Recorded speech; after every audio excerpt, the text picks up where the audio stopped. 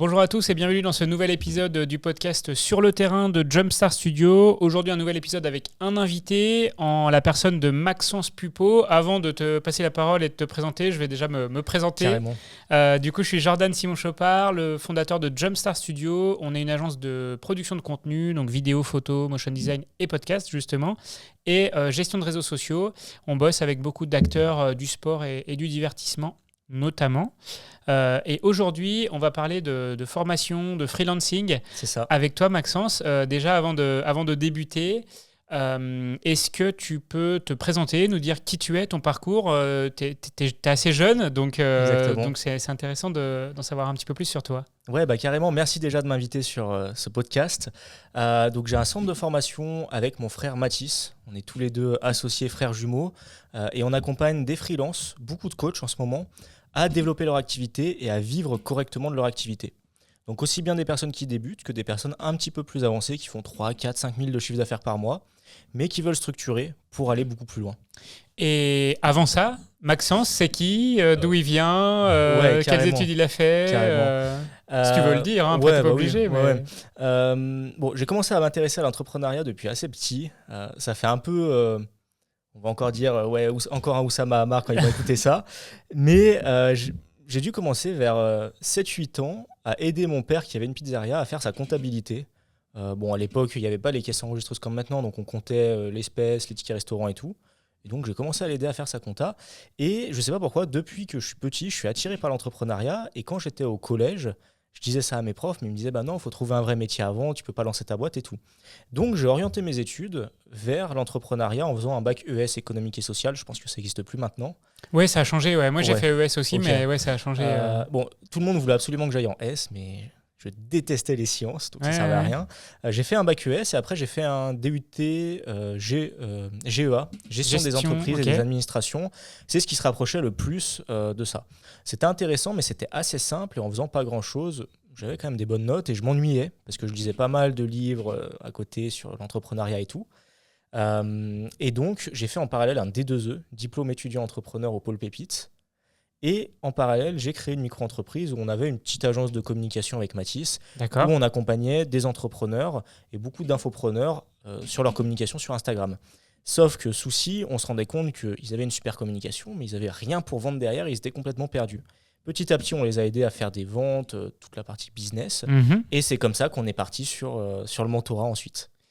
Tu as toujours été avec ton frère, du coup finalement si j'ai bien compris, pourquoi? Presque, sauf en études supérieures. Ok. Mais sinon collège, lycée, début d'entreprise. Pour vous c'était genre si on entreprend c'est ensemble et c'est pas chacun de son côté ou pas c'est par hasard C'est un petit peu par hasard. Mathis, ça vrai dire, au lycée était complètement perdu, il en faisait le moins possible.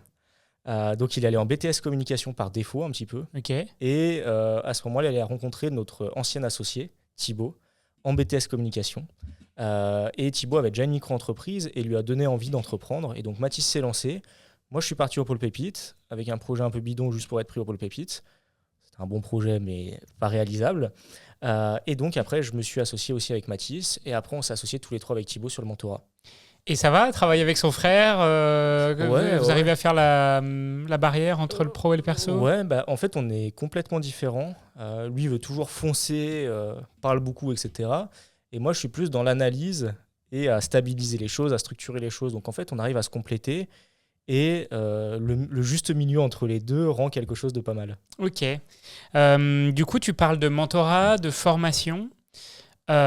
C'est quoi votre, comment c'est quoi le parcours client quoi? Comment ça se passe? Admettons, je suis un indépendant, je veux être formé par votre plateforme. Tu donneras le nom d'ailleurs. Comment ça se passe? Alors, on a différentes formations parce qu'on s'adapte en fonction des problématiques des personnes. Tous n'ont pas les mêmes problématiques, mais si on prend l'offre phare, le mentorat, celle où on se concentre dessus, la personne a accès à un espace formation pour comprendre toutes les bases. Et en fait, pendant 4 mois, on va venir restructurer son activité parce que malheureusement, beaucoup veulent toucher tout le monde, cibler tout le monde, mais ne par la personne finalement. Donc, on va venir apprendre à la personne à se repositionner, à définir des offres parce que souvent, ces offres sont pourries, définir des vraies offres, communiquer correctement sur les réseaux sociaux, trouver un canal d'acquisition prioritaire dans un premier temps, voire d'autres canaux prioritaire ensuite, pour générer ses premières ventes, dans le cas où elle n'a pas encore vendu, et tester le marché. Une fois que le marché est testé, là, on va plus loin en mettant en place un événement de conversion marketing, style webinaire, challenge ou d'autres choses, publicité ou autre. On le teste d'abord en organique, ensuite en publicité, et en général, on peut, si la personne suit tout le process, elle peut commencer à 0 quasiment et aller jusqu'à 20, 30, 40 000 de chiffre d'affaires par mois. En combien de temps ? Ça dépend. Il y en a qui vont le faire très rapidement. On a des personnes, en 5-6 mois, elles l'ont fait, ce qui est pas mal. Et d'autres personnes, ça prend beaucoup plus longtemps. Et d'autres, ils n'ont pas envie d'aller... parce qu'après, tu as plus de responsabilités, tu dois commencer à recruter, à déléguer, etc. Qui sont vos clients ? Du coup, tu parlais de coach tout à l'heure. Ouais. C'est quoi principalement les personnes qui font appel à vos services ? Et derrière, s'ils se font former, tu parles d'accompagnement, c'est vous faites à leur place, il y a des échanges, comment ça s'articule ? Alors nous, on est pour ne pas faire à leur place, parce qu'en fait, là où ils en sont, si on fait à leur place, ils seront toujours dépendants de quelqu'un. Que nous, on veut leur apprendre à maîtriser tout ce qu'il faut maîtriser pour ensuite pouvoir le déléguer correctement à des agences. Ok. Et donc, on fera jamais les choses à leur place. Ça, c'est un peu notre vision des choses, parce que sinon, on aurait monté une agence. Et derrière, c'était quoi ta deuxième c'est qui les clients ? Tu parlais de coach ? Ouais, principalement des coachs à 70%, parce qu'en fait, il y a beaucoup de coachs qui ont des super compétences, mais qui n'arrivent pas du tout à vivre de leur activité, qui ne savent pas comment se vendre. Et après, on a aussi des commerces, des des e-commerçants, des choses comme ça. Et on est d'accord, c'est finalement que des indépendants. Il n'y a pas de personnes qui sont salariées et qui veulent se former à côté pour lancer leur projet. On en a quelques-uns. En fait, nous, dans notre process de vente, on fait toujours un appel de découverte avec la personne pour voir si on veut l'accompagner, si elle est qualifiée ou non. Pour prendre un exemple, il y a quelques temps, il y a 2 semaines, j'ai eu une personne en appel de découverte. Je me suis rendu compte qu'elle vendait de la merde. En gros, c'était du MLM. C'était une plateforme d'investissement où tu investissais et elle t'apprenait à quoi ? Tu gagnais en automatique 40% par mois sur ton investissement. Ouais. Et elle me parlait de crypto, de cashback. Et quand tu ramenais quelqu'un, tu touchais 20% de commission de second niveau, 15 de troisième niveau ou un truc comme ça, quoi. Ouais. Ça sentait un petit peu l'embrouille. Et en fait, c'était un gros MLM. Et ce qui était triste, c'était qu'elle avait vendu sa maison pour investir dedans. Non. Et elle allait... ils allaient partir avec l'argent, c'était sûr. Ouais. Comment tu peux penser gagner 40% par an ? Et donc, elle, je pouvais très bien l'aider, mais j'ai préféré lui dire que je ne pouvais pas l'aider parce que j'ai pas envie de l'aider, malgré elle, à arnaquer plus de monde. Si je l'aide à vendre, finalement, j'ai pas envie que des personnes vendent leur maison pour investir parce que je l'ai aidé à communiquer. Ok. Donc, il y a des personnes, des fois, qu'on refuse, ou typiquement, les mecs qui veulent faire 10 000 € par mois de chiffre d'affaires sans rien faire, qui ont 0 compétence. On n'est pas des magiciens. Et du coup, aujourd'hui, c'est à peu près combien de personnes que vous formez ? Combien de personnes qui sont actuellement dans cette offre de mentorat ? On a différentes offres, mais pour le mentorat, on doit être 80 en ce moment. D'accord. Sur le groupe, en tout, en ce moment, on doit avoir 150 clients actifs à peu près. Et comment vous gérez tous les rendez-vous, toutes les formations ? Parce qu'on a derrière, en fonction des offres, des coachings indiv. Toutes les offres, on a des coachings de groupe aussi. Coaching de groupe en petit comité, moins de 10 personnes, sinon on rajoute des coachings de groupe. Donc par exemple, sur le mentorat, il y a 5 à 7 coachings de groupe par semaine avec un expert dans le domaine. Okay. Et en plus, il y a un coach, mais le coach, c'est un peu comme le médecin généraliste qui va s'assurer que la personne avance bien et rediriger la personne vers les experts pertinents dans ce domaine, parce qu'on ne peut pas être expert partout. Et ensuite, tu as les coachings de groupe avec les experts où le but, c'est qu'il y ait 3, 4, 5 personnes max par coaching de groupe. Donc finalement, quelqu'un qui fait le mentorat, il a un contact qui est son coach. Ouais, qui voit chaque semaine. Et après, il a des petits moments de groupe avec d'autres experts. Oui, il vient à la carte en fonction de ses problématiques du moment. Okay. Plus un espace formation pour toutes les bases et les choses qu'on n'a pas forcément de plus-value à répéter au téléphone. Ok, d'accord. Ça fait... ça va faire 3 ans qu'on fait ça, donc du coup, à force, on a structuré l'offre. Bien sûr, oui, c'est en constante évolution. C'est ça. Et ça va évoluer. Et c'est encore. Combien de personnes, du coup, aujourd'hui qui travaillent pour... Comment le site, ça s'appelle ? Alors, on n'a pas de site internet pour l'instant. Ok. Il est en cours de construction. Ok, donc comment vous faites... Comment on a des clients comment vous faites connaître alors ? Alors, réseaux sociaux. Au début, c'était full organique, full réseaux sociaux. Publicité. Donc vous faites de l'ADS, on fait de l'ADS sur les Facebook, réseaux Google ou autre. Et ensuite, on fait webinaire ou challenge. Comme ça permet de montrer aux personnes ce qu'on fait Et ensuite, on les ramène vers des appels de découverte. Et après, si on voit que les personnes, on peut les aider, vers des appels de vente. Quand tu parles challenge, c'est quoi? Webinaire. Oui, webinaire, oui. Et ben, un challenge, c'est un webinaire, mais de 4 jours.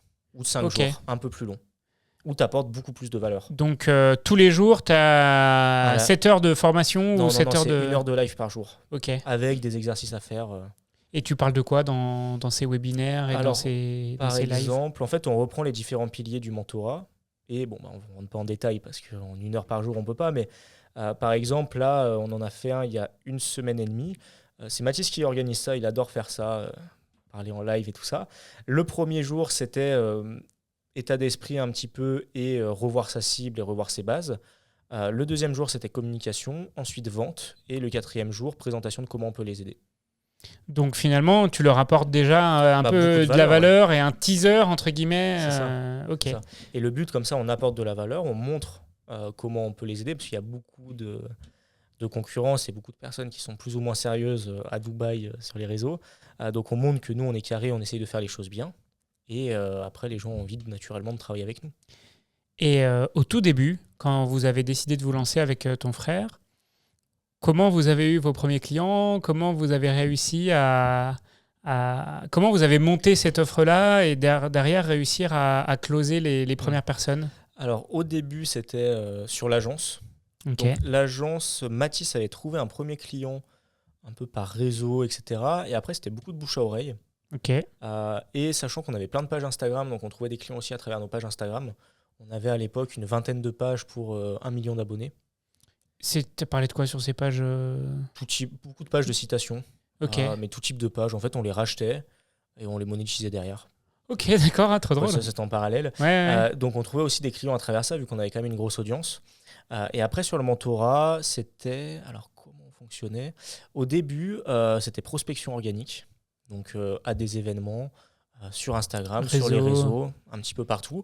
Et ensuite, on renvoyait les personnes vers des formulaires pour comprendre un peu plus en détail qui elles étaient, leur activité, etc. Et après, vers des appels de vente. Ok. C'était la base de tout, quoi. Et comment votre offre de formation, vous l'avez montée avec des partenaires externes? Vous avez passé beaucoup de temps en amont pour préparer les supports, etc. Comment vous avez fait? Ouais, c'était assez long et c'est toujours en mouvement. Et au début, en fait, on s'est basé de nos expériences qu'on avait avec la précédente activité et aussi avec nos études, on avait un petit peu d'expérience. Et on a construit le parcours qui nous semblait idéal et qu'on aurait aimé avoir quand on se lançait. Et en analysant aussi notre cible, tout simplement. Et donc, on a petit à petit communiqué envers la cible, fait des tests. Au début, on avait des prix, un peu des bêta-tests. On a lancé, on a amélioré, on a analysé comment ça se passait. En fait, en amélioration continue, quoi. Et aujourd'hui, tu parlais de réseaux sociaux, d'ads. Vous communiquez uniquement avec votre nom personnel, ton frère et toi. Pourquoi ce choix et ouais. Est-ce que tu peux nous expliquer la stratégie derrière tout ça? Ouais, alors aujourd'hui, on a les deux. On communique un petit peu en personal branding. Et également, on va recommuniquer avec le mentorat. Ok. Avec l'entreprise Le Mentorat. Quand on fait de la publicité, on communique avec l'entreprise Le Mentorat.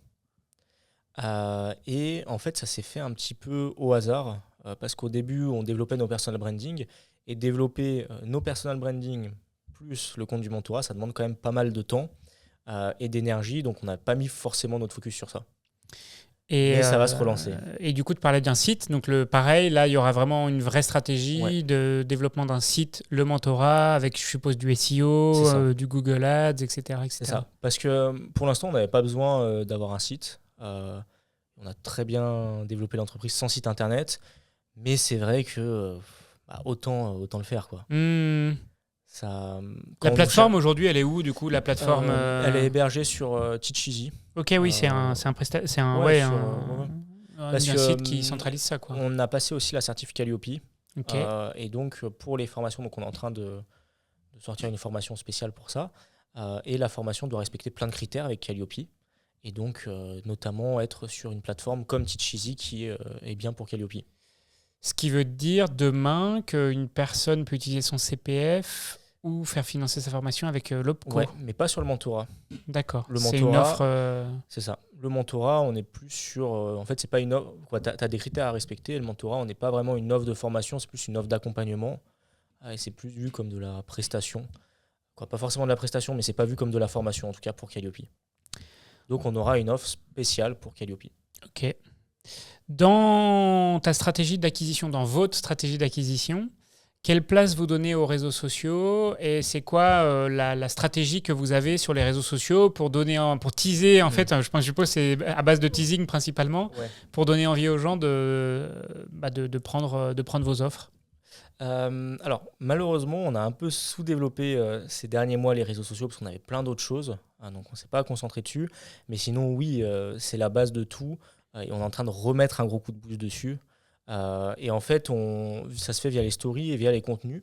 On a une stratégie où on fait du contenu large pour attirer un petit peu tout le monde.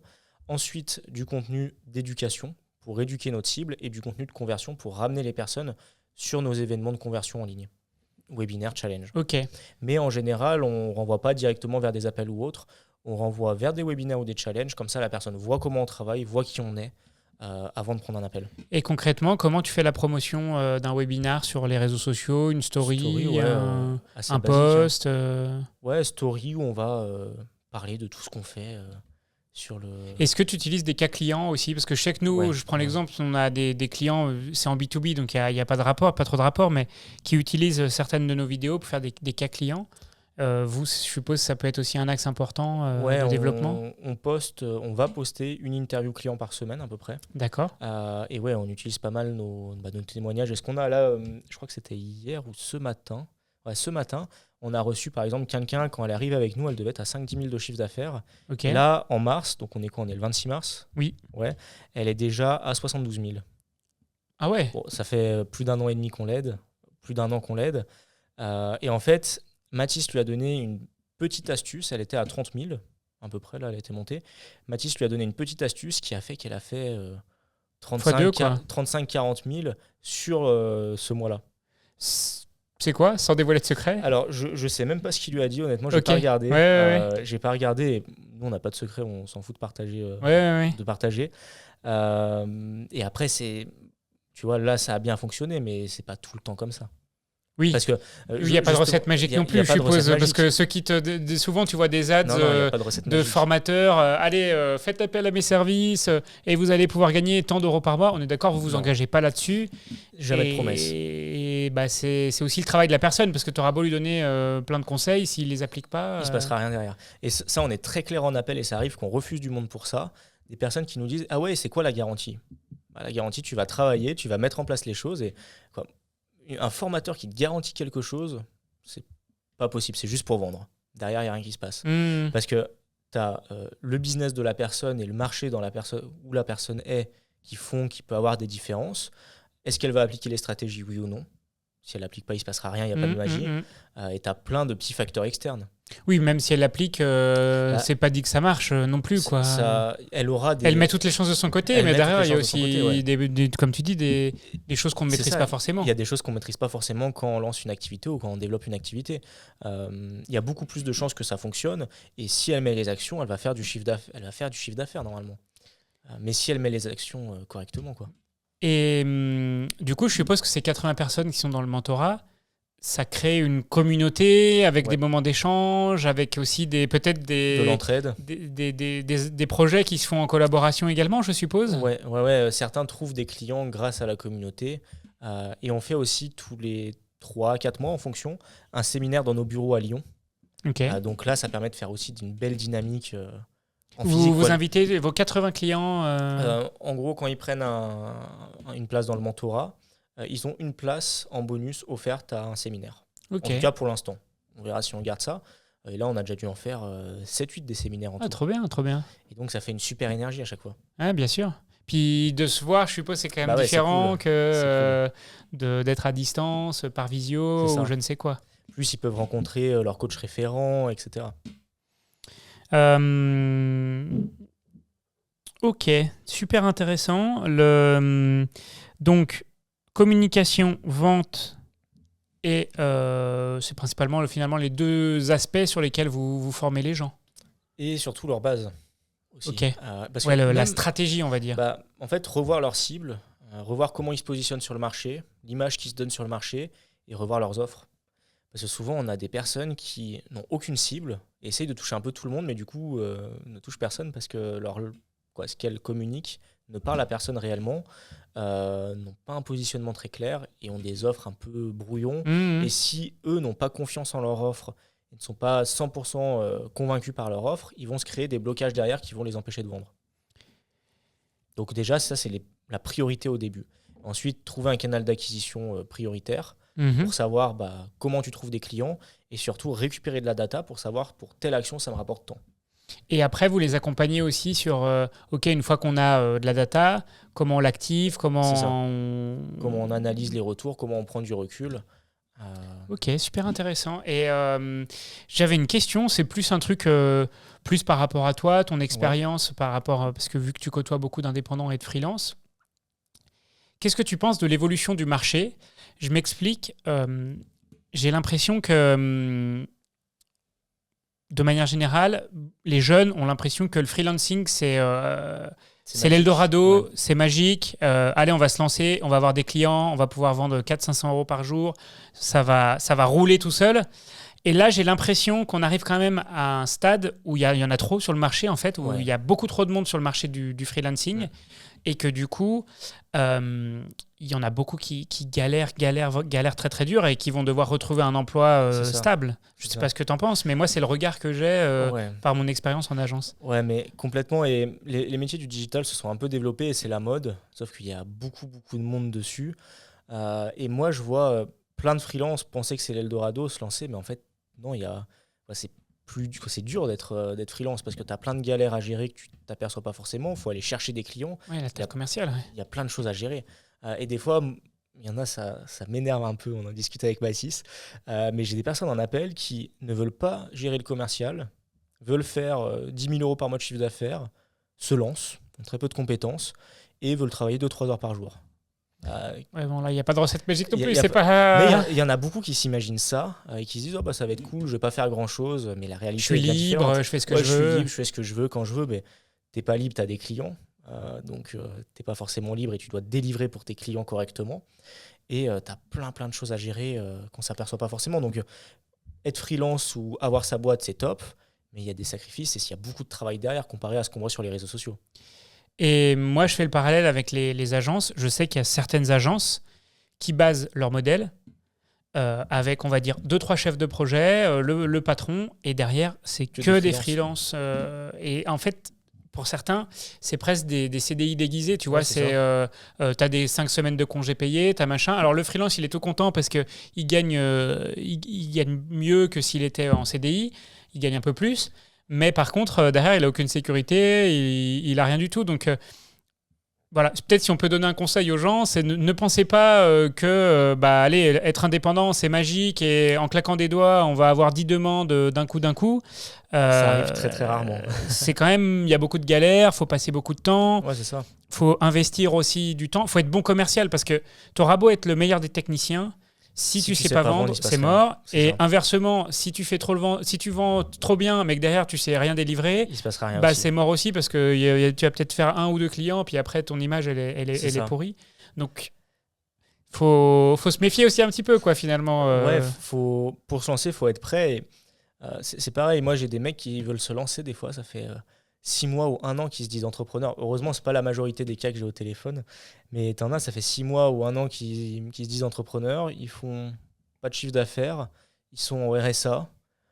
Ils peuvent pas investir dans leur boîte parce qu'ils n'ont pas d'argent. Ils sont juste tous les mois. Mais qu'est-ce que tu fous ? Va trouver un travail. Mets-toi à l'aise financièrement et après tu développes ton entreprise en parallèle et après une fois que ça marche tu te mets à fond sur ton entreprise. Ouais, puis encore à mon avis c'est peut-être des gens qui sont pas faits pour ça non plus. C'est ça. Parce que quand tu es tout seul chez toi pour aller te motiver tous les matins, c'est pas évident, tu vois. Et quand ça fait 1 an que tu essaies de développer quelque chose, tu fais rien, t'as pas avancé, faut se poser des questions quoi. Et donc c'est des personnes que elles ont pas de budget donc elles peuvent pas forcément se faire accompagner ou se faire aider sur certains points. Elles n'ont pas de compétences pour développer leur boîte, donc elles ne la développent pas, et en fait, il ne se passe rien.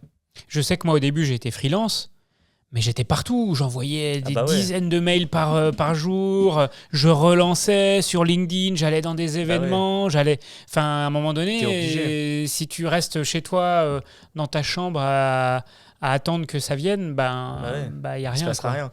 Et c'est un petit peu comme. Maintenant, je prends ça dans le recrutement, je prends cette image-là, mais c'est pareil. Si tu veux jouer en Ligue 1, sois un joueur de Ligue 1. Tu peux pas être un joueur de Ligue 3 et tu as des freelances, c'est des joueurs de Ligue 3, ils veulent jouer en Ligue 1. Bah non, Hmm. il se passera rien. Si tu te comportes comme un joueur de Ligue 3, il se passera rien. Ouais, bien sûr. Et du coup, toi, Maxence, depuis le début de l'année, là, tu développes un nouveau projet sur ta chaîne YouTube. Ouais. Tu vas en immersion d'entrepreneurs, dont moi d'ailleurs, tu es venu il y a quelques semaines. C'est quoi l'idée? C'est quoi le but? Parce que tu investis du temps et de l'argent sur C'est ce ça. projet-là. Pourquoi? C'est quoi l'intérêt finalement? Oui, il y a plusieurs objectifs à travers ces vidéos. Le premier, c'est parce que j'étais un peu dans une période où je faisais du contenu, mais je faisais du contenu pour dire de faire du contenu. Pour que ça marche, il faut que ça nous plaise, ce qu'on fait. Et j'avais envie de voir d'autres activités, comment ça se passe, rencontrer d'autres entrepreneurs, etc. Donc c'était surtout la curiosité qui m'a poussé à faire ça. Deux, ça parle à des entrepreneurs, donc ça me ramène des entrepreneurs sur ma chaîne YouTube. Et ça permet aussi de me faire connaître auprès de personnes que j'aurais jamais touchées si je faisais pas ces vidéos-là. Et ouais, ça me permet de me faire pas mal de réseaux Mhm. dans ce domaine-là. C'est quoi l'objectif et la stratégie long terme? Tu vas sortir combien de vidéos? Où est-ce qu'on peut te suivre? Alors sur YouTube, on peut retrouver ces vidéos. Là, il y en a une qui est sortie pour l'instant au moment où on fait cette vidéo. Ouais. Il y a 6 vidéos en cours de montage.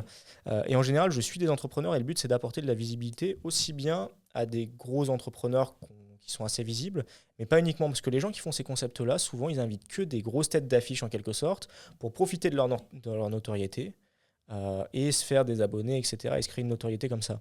Moi, le but, si j'ai des personnes connues, c'est OK, mais c'est de montrer aussi des petits entrepreneurs qui soit débutent, soit ont une petite boutique, etc. Hmm. Et par exemple, j'ai fait une friperie à Lyon qui est pas forcément ultra visible en ligne, mais la journée était géniale et c'est des activités qui méritent d'être connues aussi. Tu me racontais d'ailleurs l'interview a duré plus longtemps que prévu. C'est ça, c'est ça.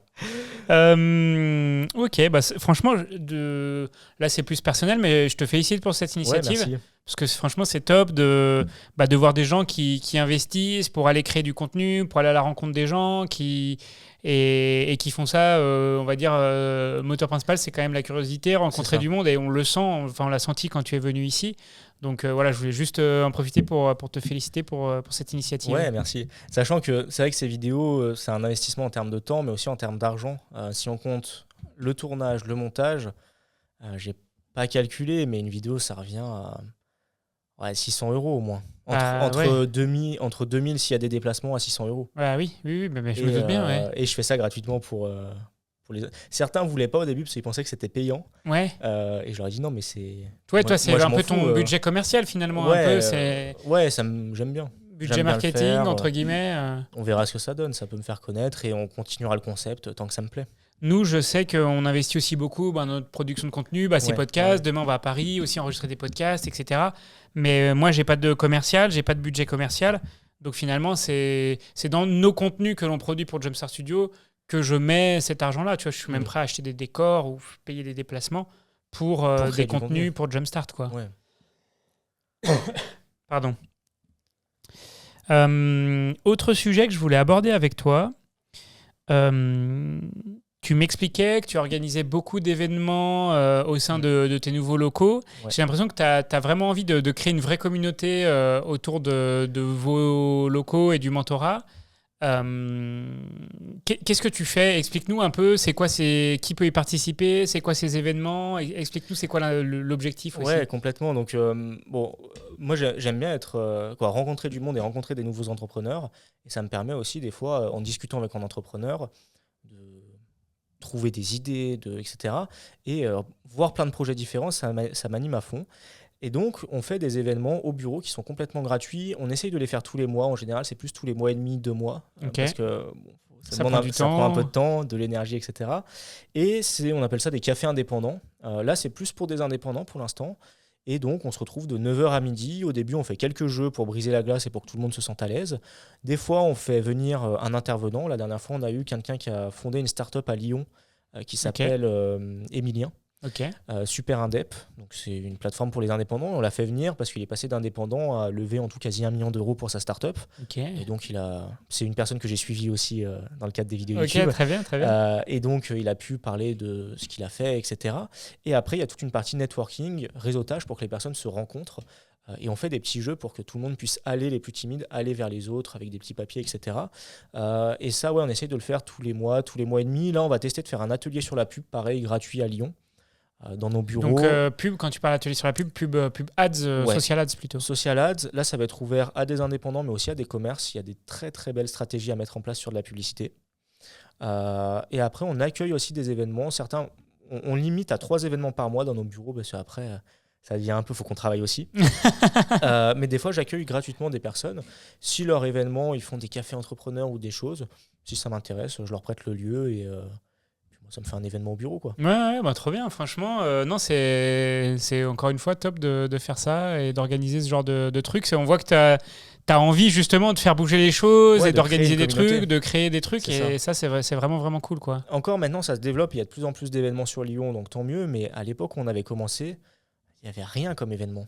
C'était, Ouais, t'étais un peu solo, livré à toi-même. Ou alors, c'est des événements un peu fermés et t'as du mal à les connaître, quoi. Ouais, c'est ça. T'avais pas trop d'événements qui se démarquaient. Et nous, on a des amis qui avaient créé justement des after-work pour entrepreneurs à Lyon et qui marchaient bien. Sauf qu'ils sont partis en Thaïlande vivre 1 an. Ok. Et quand ils sont partis, il n'y avait plus d'événements. Et on s'est dit, bah, on va reprendre la main, quoi. Et pareil, tu utilises les réseaux sociaux pour faire la promo de ces événements, vos comptes Ouais, Insta, vos exactement. comptes. Exactement. Eventbrite. Ok. Où on fait l'événement dessus, comme ça permet de gérer les billets et tout. La problématique qu'on a sur ces événements, c'est vu que c'est gratuit, les gens ne respectent pas forcément. Ils s'inscrivent et Ils viennent pas s'inscrivent et après. viennent pas. On sait qu'on a un taux de personnes qui viennent entre 40 et 70%. Sauf qu'on bloque à chaque fois à 50 inscrits. Parce que si les 50 personnes viennent, ça va être compliqué. Mmh. On risque de pas trop avoir de place. Sauf que des fois, sur 50, on a 15 qui viennent, des fois 30, des fois 40. Et donc ça, c'est un petit peu pénible. On hésitait à, sinon, demander un acompte de 5 euros ou 10 euros. Si la personne vient, l'acompte lui est remboursé. Si elle vient pas, c'est débité. Mmh. Bon, on verra ce qu'on met en place parce que c'est pénible, parce que du coup, c'est des gens qui prennent la place d'autres personnes qu'on n'accepte pas parce qu'on est plein. Ouais, puis toi, derrière, tu prépares aussi un petit pot, un petit truc, Ouais, le c'est ça. café, C'est ça. la brioche ou je sais Ouais, pas quoi. par respect. C'est mais moyen. bon, tu vois encore ceux qui vont réussir et ceux qui vont pas réussir. T'en as qui peuvent pas venir, qui ont des imprévus, qui préviennent. Mais t'en as qui s'en foutent. En général, c'est Ils pas. s'inscrivent, ils disent, oh, et ouais, ils voient le truc, oh bah tiens, ça peut être sympa, Ouais, allez c'est hop, ça. je vais m'inscrire. Et malgré Et les mails puis- de rappel, Ouais. c'est pas grave, c'est gratuit, je viens pas, tant pis, quoi. Mais ouais, c'est la problématique qu'on a sur ces événements-là, quoi. Et du coup, tu as l'air d'avoir envie quand même de bien faire avancer ta structure, enfin votre structure, à ton frère et à toi. C'est quoi les projets de développement? C'est quoi les next steps que vous fixez sur, on va dire, le moyen, voire le long terme, si c'est déjà fait? Ouais, bah là, on a racheté les parts de notre associé il y a 3 semaines. Ok. Donc là, on a commencé à faire tourner la boîte sans lui. La boîte tourne très bien sans lui. Le but, c'est de développer le mentorat à terme à 2-3, allez, on va dire entre 1 et 3 millions d'euros de chiffre d'affaires par an. D'accord. Et bon, ça, c'est l'objectif. Pour cela, il te faut combien de personnes Ça dépend de nos offres, Ok. mais en soi, c'est faisable sous 1 à 2 ans, Ok. si tout se passe bien. Et après, se servir du mentorat pour racheter d'autres entreprises et créer un écosystème d'entreprises. Écosystème d'entreprise, dans quel Euh, univers? Si tu peux le dire, hein, je sais pas. Ouais, Mais... pour l'instant, dans la formation et l'accompagnement, là, on a créé aussi un logiciel à côté qui s'appelle D'accord. Créa Pro, qui est sorti il y a tout juste 1 mois. Donc, bon, là, la société est en cours de lancement sur ça. Mais des choses autour des entrepreneurs, des indépendants. Et après, pourquoi pas élargir à d'autres. Parce que les stratégies qu'on a dans le business en ligne, en fait, c'est assez dur de trouver des clients et c'est un marché qui est ultra concurrentiel. Et si tu appliques ces stratégies-là, des fois, à du commerce physique ou à d'autres activités, mais tu peux faire des. Des grosses, des gros développements. C'est ça. C'est ça. Donc l'objectif finalement, c'est de faire grossir un peu le cœur du réacteur C'est ça.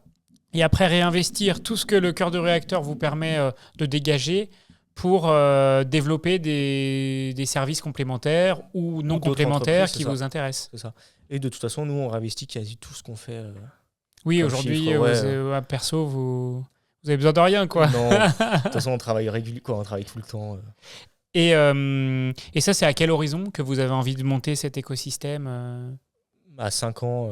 Ah oui, quand même, ouais. Donc, faut... Ah bah nous, on est là on va aller vite. Ouais, on s'ennuie rapidement, donc faut avancer. Faut que ça se développe vite. On travaille beaucoup aussi, on prend des fois beaucoup de portes, on a beaucoup de petits échecs, petites difficultés, etc. Mais c'est ce qui fait qu'on avance très rapidement. Ok. Franchement, super intéressant. Et c'est vrai que ça se fait beaucoup de plus en plus, des écosystèmes, un peu des groupements. En tout cas, moi, dans le monde des agences, il y a beaucoup de rapprochements entre les acteurs et qui ont on va dire que c'est tous des agences, mais qui ont des savoir-faire complémentaires, certains en conseil, certains en production, certains en website, en développement ou je ne sais quoi. Et en fait, il y a un qui est un peu plus grand que les autres et qui rachète les autres. Et après, ils font un groupement. Les gérants restent à leur place finalement, sauf qu'ils n'ont pas toutes les parts dans leur structure. Et j'ai l'impression que c'est ce modèle-là que tu as envie d'appliquer, quoi. Ouais. Pourquoi pas racheter aussi des boîtes de personnes qui partent à la retraite. Il y a beaucoup de boîtes qui ferment sur des personnes. Moi, j'en vois plein fermer parce qu'il n'y a pas de repreneurs. C'est un sujet, moi, même sur la prod. Il y a beaucoup de boîtes de prod audiovisuelles dont les patrons commencent à être un peu proches de la retraite. C'est ça. Et souvent, les enfants, ils n'ont pas trop envie de reprendre parce qu'ils ont vu leur père se crever au taf, entre guillemets. Ils n'ont pas envie de faire trop la même chose. Ou juste parce qu'ils ne sont pas du métier, tout simplement. Et ouais, en effet, il peut y avoir des choses à faire où tu as déjà un vécu. Après, il faut que la transition elle soit par contre bien gérée parce que tu risques de perdre quelques clients, voire quelques collaborateurs selon la taille de l'entreprise, quoi. Ouais, c'est clair, mais bon, c'est l'objectif.